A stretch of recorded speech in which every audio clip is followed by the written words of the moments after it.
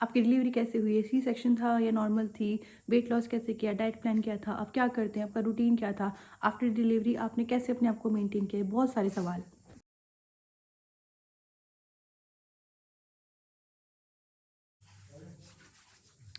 तो राम राम मेरी YouTube family, आप लोग कैसे हो? होप आप सब लोग बहुत अच्छे होंगे और मैं भी बहुत अच्छी हूँ। यार सर्दियाँ बहुत हो रही है तो अपना प्लीज़ ध्यान रखिएगा। तो ज़्यादा बातें ना करते हो, आज हम बात करते हैं। आज हमारी वीडियो है वो इस टॉपिक पे है कि मैंने आफ्टर डिलीवरी अपना वेट कम कैसे किया।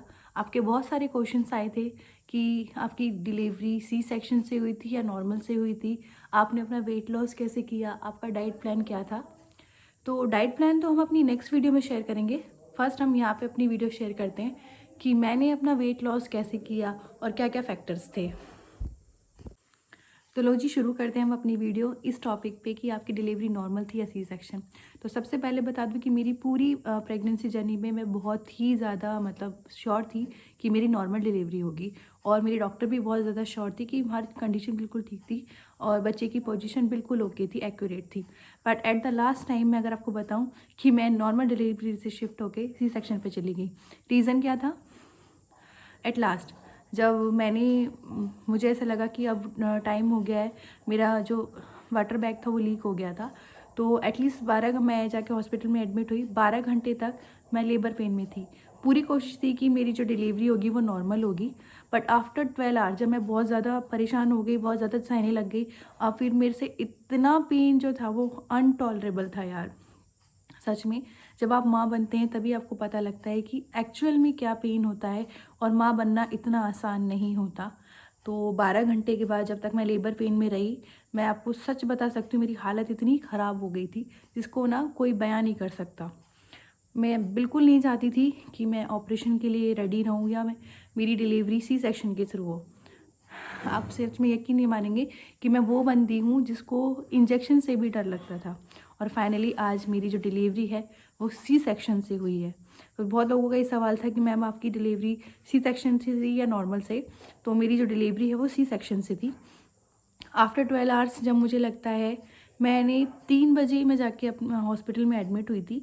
तो मेरी डॉक्टर से कंसर्न किया था, मेरी डॉक्टर आई, उन्होंने मेरा पूरा चेकअप किया, उनके हिसाब से सब कुछ नॉर्मल था, सब कुछ ओके था।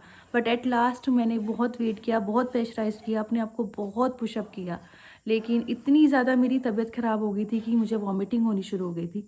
और उस वॉमिटिंग की वजह से जो मेरा बेबी था, मतलब वियांश था, वो ऊपर खिसक गया था।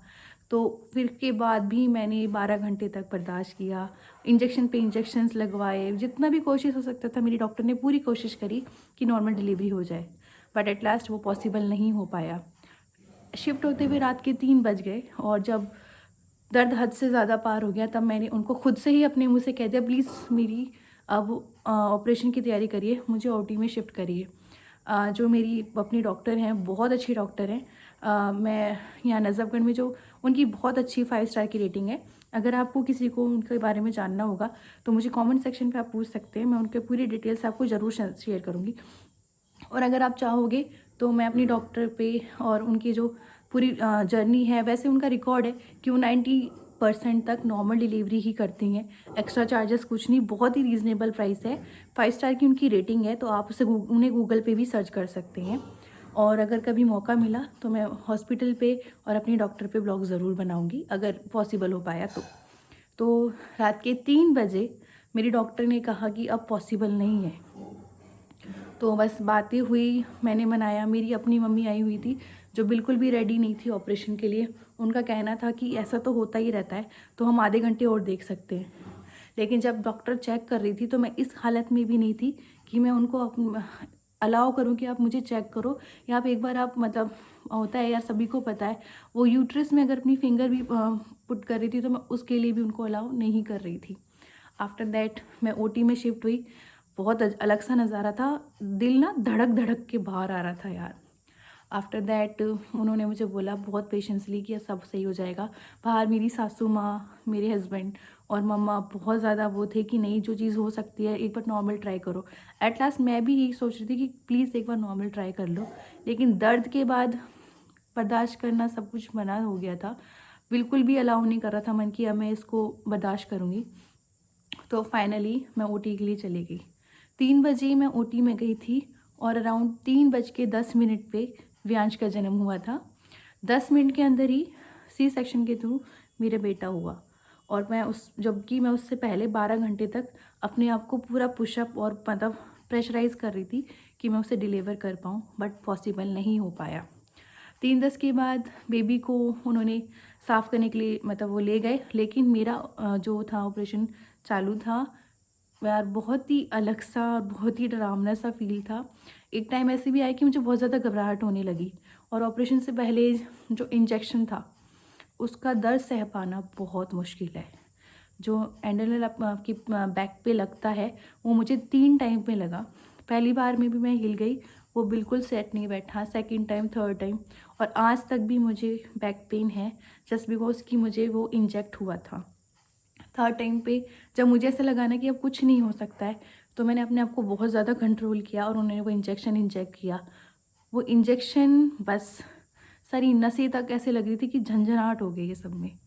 लेकिन फिर भी बहुत कुछ सहने के बाद जो मेरा बेटा मेरी गोद में आया तो मैं सब भूल गई। फिर ऑपरेशन चलता रहा। आफ्टर मुझे लगता है 3:25 पे मैं बाहर आई थी और मैं होश में नहीं थी। मुझे ये तो पता था कि मेरा बेटा या बेटी जो भी हुआ है, बट मुझे उन्होंने उसे दिखाया नहीं था। जब मेरे को बहुत ज़्यादा घबराहट होने लग गई, जब उन्होंने उसको बिल्कुल क्लीन कर लिया, तब उन्होंने मुझे दिखाया कि आपका बेबी है।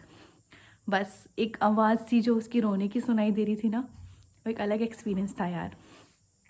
आफ्टर दैट मैं शिफ्ट हो गई थी ओटी से अपनी वार्ड में, और जो हॉस्पिटल है मैं अभी उनका नाम नहीं लेना चाहूँगी, बहुत अच्छा हॉस्पिटल है, आप वहाँ जाके कंसर्न कर सकते हैं। वहाँ पे भी जो डॉक्टर्स हैं वहाँ पे वो बहुत अच्छी फैसिलिटी के साथ हैं। कभी अगर किसी को ज़रूरत पड़ी तो मैं कमेंट सेक्शन में पूरी डिटेल्स ज़रूर दे दूँगी। आफ्टर दैट जो सी सेक्शन होती है यार, आप उसमें ना कम से कम 48 आवर्स के लिए बिल्कुल फ्लैट लेटे होते हो। आपको बिल्कुल भी अलाउ नहीं होता कि आप हिलो, पुशअप करो, या मतलब इतनी सारी आपको दवाइयाँ लगी होती है, सब कुछ मतलब एक अलग एक्सपीरियंस होता है सी सेक्शन का। ऊपर से वो जो स्टिचेस होते हैं, बिल्कुल आप अपना पैर सीधा नहीं कर सकते, आपको पानी नहीं मिलता पीने के लिए। तो वो 2-2 बूंद पानी मुश्किल से मिलता है ताकि आपके होंठ गीले रहें बस।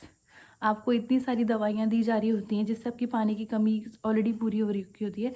यूरिन बैग उन्होंने लगाया होता है, तो आफ्टर 48 आवर्स तक आप हिल नहीं सकते हो, आपको सीधा लेटे रहना है। मेरी गर्मियों में डिलीवरी हुई थी तो बहुत मुश्किल हो गया था। नीचे से बिल्कुल जो मेरी बैक की हालत थी वो बहुत ज़्यादा स्वेट आउट हो गई थी, मतलब इतना स्वेट हो गया था यार, एक अलग एक्सपीरियंस था। लेकिन मैं थैंकफुल हूँ मेरी डॉक्टर के लिए, और मैं अपनी आपको बहुत ज़्यादा वो मानती हूँ कि मैंने बहुत जल्दी अपने आप को रिकवर किया, कवर अप किया। पॉसिबल नहीं होता है, बट मैं आफ्टर 28 आवर्स अपने आप खड़ी हो गई थी। उन्होंने मुझे बोला था अब चलो कोशिश करो। जब मैं पहली बार खड़ी हुई थी ना यार, वो एक्सपीरियंस ऐसा लग रहा था जैसे आपका टमी का पूरा पोर्शन बाहर आ जाएगा। वो दर्द एक अलग था। जब मैं खड़ी हुई तो मुझे लिटरली चक्कर आने लग गए थे। मैं खुद से नहीं बताना पा रही हूँ, लेकिन जो सी सेक्शन से गुजरी हैं उनको शायद पता होगा कि ये दर्द बहुत ज़्यादा अनटॉलरेबल होता है, आप बर्दाश्त नहीं कर पाते हो। लेकिन फिर भी उन्होंने, मेरे डॉक्टर ने बोला कि आप अपने आप को बिल्कुल ऐसा सोचिए कि आप कुछ नहीं हुआ है, अपने आप को संभालिए। और मुझे उन्होंने रूम में ही चक्कर लगाने के लिए कहा। तो मेरी नर्स आई थी, उन्होंने एक हाथ से सपोर्ट दिया मुझे और थोड़ा सा चलाया। जो टमी था मेरा, वो बेली फैट जो था, वो ऐसे लग रहा था जैसे लटक जाएगा। तो उस वक्त मेरे पास कुछ नहीं था, तो मेरी फ्रेंड ने मुझे सलाह दी थी कि क्योंकि उसका ऑलरेडी सी सेक्शन था, तो उसने मुझे सब बताया था कि मैं बेल्ट यूज़ करती हूँ, ऐसे करती हूँ, बट तू कोशिश करियो कि तेरी नॉर्मल डिलीवरी हो पाए। बट ऐसा हो नहीं पाया। एट लास्ट मेरे डॉक्टर ने भी मुझे सलाह दी कि अगर आपको बहुत ज़्यादा अनकम्फर्टेबल हो रहा है, आपको ऐसा लग रहा है कि बैली लटक रहा है, तो मैंने एक कॉटन का दुपट्टा बैली को सपोर्ट में देने के लिए बांधा था। उसके बाद मुझे ऐसा लगा था कि हाँ, मेरा टमी जो है मैं संभाल पा रही हूँ। फिर मैं दोबारा से लेट गई। ऑल थिंक मुझे लगता है सिर्फ 2 से 3 मिनट मुझे चलाया गया था, फिर मैं लेट गई। और जब मैं अपने घर आई थी तब मैं खुद ही चल रही थी। मैंने अपने आप को 2 दिन बाद खुद ही स्पॉन्ज किया था। मतलब आप जितना अपने आप को थोड़ा कंट्रोल करके रखोगे अपने आप पे ना, मतलब सब कुछ आपको पता होता है, आपकी बॉडी किस तरीके से रिएक्ट कर रही है, आप किस तरह से हो रहे हो, वो आपके ऊपर कंट्रोल होता है। तो मेरी डॉक्टर भी बहुत हैरान थी कि मैंने उनके हिसाब से बिल्कुल प्रॉपर उनके स्टेप बाय स्टेप फॉलो किए थे सारे स्टेप्स। तो वो बहुत खुश थी कि मैंने बहुत जल्दी अपने आप को रिकवर कर लिया है बहुत बढ़िया तरीके से। इनफैक्ट जब मैं अपने हॉस्पिटल से आई थी तो मैं खुद से आई थी, बिना किसी हेल्प के, बिना किसी सपोर्ट के। और मैं जब आई थी ना तब भी मैंने एक कॉटन का दुपट्टा, और जब एक नहीं होता था यार तो मैं ऊपर नीचे 2 दुपट्टे बांध कर आई थी। उसकी फ़ोटो मैं ज़रूर शेयर करूँगी आप लोगों के साथ।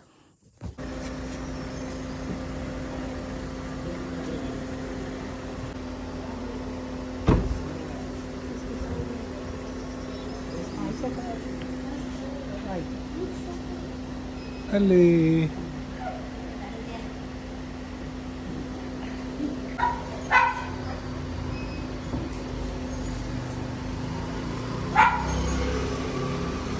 आ जाओ। तो ये था आंसर मेरा कि नॉर्मल डिलीवरी है आपकी या सी सेक्शन। दूसरा मेरे पास ये सवाल आता है कि दीदी आपने वेट लॉस कैसे किया है? देखो, वेट लॉस करना बहुत ही चैलेंजिंग बात हो जाती है। जहाँ आपने 9 महीने अपनी अपनी पूरे बेली फैट को नहीं देखा, आपका बेबी उसमें पलता है, बड़ा होता है, आपका बेली फैट एक तरीके से मतलब बढ़ जाता है। एक आपका पेट में एक स्ट्रेच में बहुत ज़्यादा स्ट्रेच आता है, बहुत ज़्यादा खुलता है, आपका यूट्रस ना बहुत ज़्यादा बढ़ जाता है। तो जो 9 महीने उसमें लगे हैं ना, तो वो 2 महीने में वो कम नहीं हो सकता। तो सबसे पहले आपको पेशेंस रखना है। आपको बेली फैट कम करने में कम से कम 6 महीने लग जाएंगे। और अगर आप रेगुलर फॉलो कर रहे हो, सबसे पहली बात, अगर आपको अपना वेट लॉस करना है या बेली फैट लॉस करना है तो आपको ब्रेस्ट फीड ज़रूर कराना है। ब्रेस्ट फीड सबसे पहला तरीका है जिससे आप अपना वेट लॉस कर सकते हो। क्योंकि जब आप ब्रेस्ट फीड कराते हो तो आपकी बॉडी में आपके यूट्रस में बहुत ज़्यादा कंट्रैक्शंस होते हैं, आपके अंदर बहुत सारे हार्मोन्स होते हैं जो ना आपको एक्टिव रखते हैं, आपकी बॉडी में जो आपका बढ़ता हुआ वेट है उसे लॉस करने में हेल्प करते हैं। हमारे डॉक्टर्स भी कहते हैं कि अगर आपको अपना वेट लॉस करना है तो अपने बेबी को फीड ज़रूर कराएं। होता है कि किसी किसी को ब्रेस्ट फीड कराने के लिए वो हो नहीं पाता है, उनको मिल्क प्रोड्यूस नहीं होता है। तो मैं खुद बता दूं कि मेरा भी पूरे 2-3 दिन तक ब्रेस्ट में मिल्क प्रोड्यूस बिल्कुल भी नहीं हुआ था। मैंने पम्प्स की हेल्प ली थी, सब कुछ। मेरी डॉक्टर ने इतना हेल्प किया, वो उन्होंने खुद ही पुशअप कर करके कोशिश करी थी कि ब्रेस्ट मिल्क आ जाए। तो नहीं आने पे भी वियांश को हमने फार्मूला मिल्क पे रखा था, 2-3 दिन तक तो फार्मूला मिल्क पे ही था। उन्होंने बहुत प्रेस कर करके स्पून में भी, मतलब जो थोड़ा बहुत दूध आया था वो उसको फीड कराया कि इस फार्मूला मिल्क से बेटर आपका ये 1 स्पून जो आपने दूध दिया है वो बहुत है। तो जो मिल्क प्रोड्यूस नहीं होता है, अगर आप कोशिश करेंगे और डाइट लेंगे तो अच्छे से आपका बाद में मिल्क प्रोड्यूस हो जाता है। शुरू में अगर आप सी सेक्शन से हो तो 2-3-4-5 दिन तक आपको प्रोड्यूस नहीं होता है। और एक जो दादी नानी के नुस्खे हैं कि अगर आप सर हेड वॉश कर लेते हो उसके बाद भी आपको मिल्क प्रोड्यूस हो जाता है। तो वैसे तो अलाउ नहीं करते, लेकिन हमारे यहाँ छठी पे भी आप नहा सकते हो। और हमारे यहाँ होता है नहान बार वाले दिन मैंने आते ही अपना हेड वॉश कराया था। और उसके बाद मैंने जब उन्हें वॉश किया, उसको ड्राई कराया, उसके बाद लिटरली मुझे मिल्क प्रोड्यूस हो गया था और मैंने वियांश को फीड कराया था। तो सबसे बड़ा रीज़न होता है आपके वेट लॉस होने का आपका जो मिल्क प्रोडक्शन है, और जो आप अपने बेबी को मिल्क फीड करा रहे हो उससे आपका वेट अपने आप ही लॉस होने लग जाता है। तो ये सबसे बड़ा फैक्टर है, आपको ज़रूर कराना चाहिए। एंड सेकंड, आप जितना फिज़िकली एक्टिव रहोगे, मैंने बहुत कोशिश करी थी कि मैं ज़्यादा नहीं लेटती थी। वैसे डॉक्टर्स कहते हैं रेस्ट करिए, आपको बिल्कुल ढक के रहना है। ये हमारे घर वाले भी कहते हैं, दादी नानियाँ कहती हैं कि हवा नहीं लगनी चाहिए। मेरी तो वैसे भी डिलीवरी जुलाई में की डेट थी, बट मुझे लगता जून तक की उन्होंने डेट करी थी कि हो सकता है, लेकिन मेरी तो मई में ही डिलीवरी हो गई थी। एक्सपेक्टेशन जो थी वो मेरी जुलाई की थी और जो डिलीवरी डेट थी वो मेरी अराउंड थी 29 जून। बट 20 मई को वियांश हो गया था। और मैं बहुत ही लाइट मतलब फूड पे थी। मैं अपना फूड चार्ट आपसे अगले व्लॉग में शेयर करूँगी कि मैं क्या खाती थी, और बहुत जल्दी मुझे रिकवरी मिली थी। सब ने मुझसे ये बोला था कि कोई नहीं कह सकता कि आपकी ऑपरेशन से डिलीवरी हुई है या आप सी सेक्शन से आए हो। और यहाँ पे कहते हैं कि मेरा तो डबल ऑपरेशन हुआ था। पहले मैंने पूरा ट्राई किया, लेबर पेन में थी, नॉर्मल डिलीवरी के जितने भी इंजेक्शन्स होते सब मैंने लगवाए थे। आफ्टर दैट मैं सी सेक्शन पे गई थी। तो आपको मैंने पहले ही बता दिया। तो थोड़ा बहुत आपको ज़रूर चलना है। आपको पेट में जो बेली फैट से जो परेशानी होती है उसके लिए आप बेल्ट यूज़ कर सकते हो, या फिर आप एक कॉटन का दुपट्टा लेके हल्के से पीछे से बांध सकते हो। और अगर आपको ब्रेस्ट फीड कराने में बहुत ज़्यादा दिक्कत है तो आप अपने घर वालों में किसी भी मेंबर से हेल्प ले सकते हो। बट मेरी हेल्प बहुत अच्छे से मेरी मम्मा ने की थी, मेरी ननद ने बहुत हेल्प करी थी, और मेरे हस्बैंड थे हेल्पफुल पर वो थोड़ा बिजी थे। लेकिन मैंने खुद से ही अपनी बॉडी को इतना एक्टिव रखा था, यूँ कह कि मैं अपने आप ही वियांश को उठकर फीड कराती थी। मुझे ये नहीं था कि मेरी मतलब जो स्ट्रेच मार्क्स हैं या मेरे को टाँके लगे हुए हैं, स्टिचेस हैं, मैंने उनकी कोई परवाह नहीं की थी। लेकिन मैंने पूरी कोशिश करी थी कि मैं वियांश को फीड कराऊं, और वो हो भी पाया। तो सबसे बड़ा रीज़न यही था कि मेरा वेट लॉस इस तरीके से हो गया। तो अगर आप लोग भी ये चाहते हैं कि आपकी सेक्शन जो डिलीवरी है वो बिल्कुल ही सक्सेसफुल रहे, आपको कोई दिक्कत ना हो, तो थोड़ा बहुत अपने आप को चलाएं फिराएं, फिज़िकल एक्टिविटी में इन्वॉल्व रहें, और धीरे धीरे धीरे जहाँ 6 से 7 महीने होते चले जाएंगे तो आप बिल्कुल ही एक नॉर्मल वेट में आ जाओगे। तीसरा क्वेश्चन था यार रिगार्डिंग माय स्ट्रेच मार्क्स। तो मैं सच बता दूं, मुझे कोई स्ट्रेच मार्क्स नहीं पड़ा है।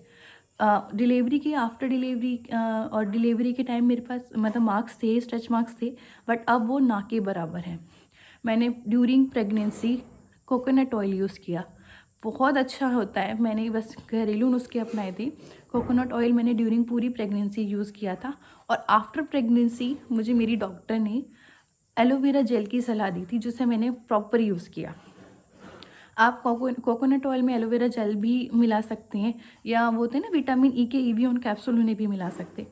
बट जो मैंने यूज़ किया था वो सिर्फ था एलोवेरा जेल, पतंजलि वाला, जिससे मुझे बहुत हेल्प मिली है कि मेरे पूरे बेली फैट पे कहीं पे भी कोई मार्क नहीं है, बिल्कुल क्लियर है। और जो मेरे स्टिचेस मार्क थे सी सेक्शन के, वो भी अब ना के बराबर हैं, बिल्कुल नील है। थोड़ी बहुत लाइनिंग्स हैं, मुझे लगता है मैं उन्हें भी फिलअप कर लूँगी।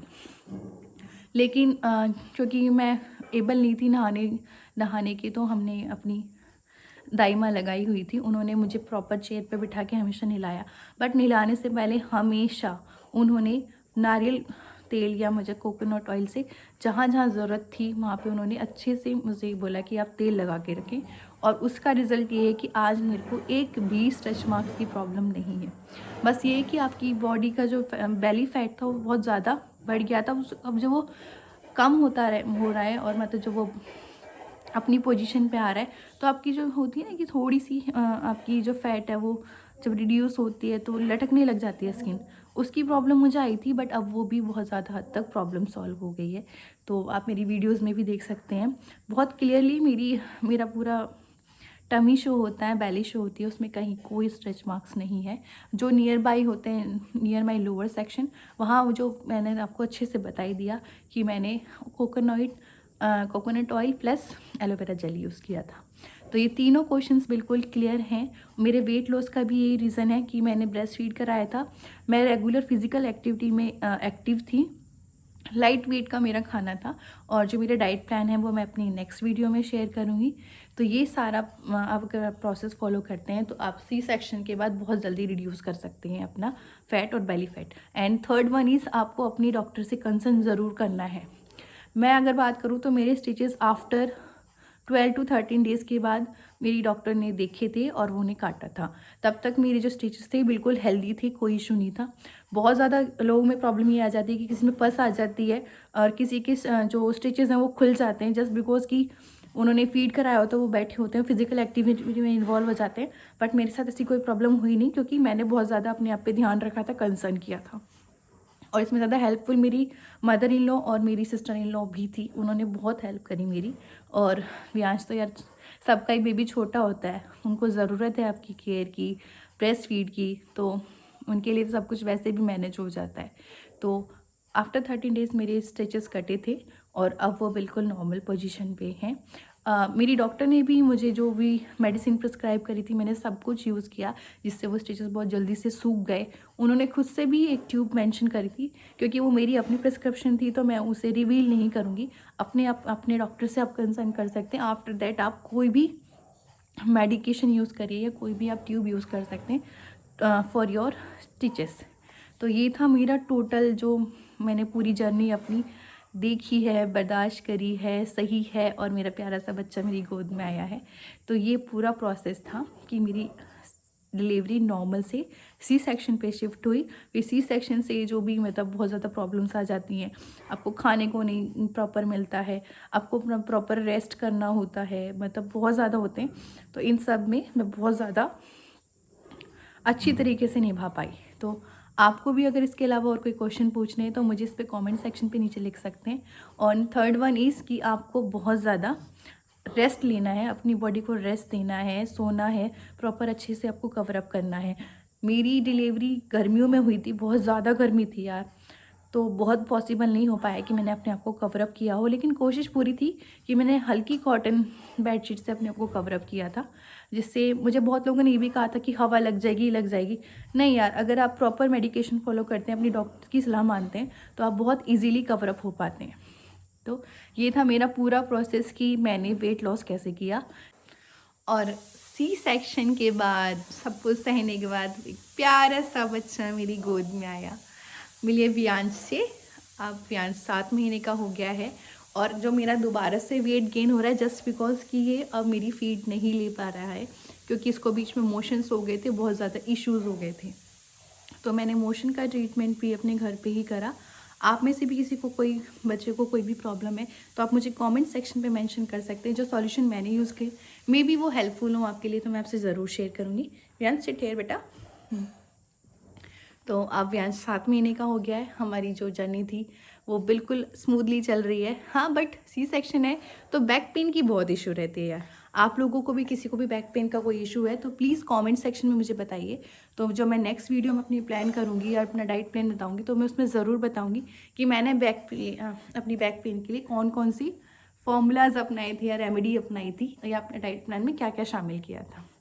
तो होप आप सब लोग बहुत अच्छे होंगे, आपको मेरा ये छोटा सा ब्लॉग और सारी इन्फॉर्मेशन पसंद आई होंगी। तो थैंक्स फॉर सपोर्टिंग, एंड अपने बाकी क्वेश्चंस भी मुझे कमेंट सेक्शन में ज़रूर बताएं, ताकि मैं अपना नेक्स्ट ब्लॉग उस पूरे क्वेश्चंस के आंसर बैठ कर सकूँ।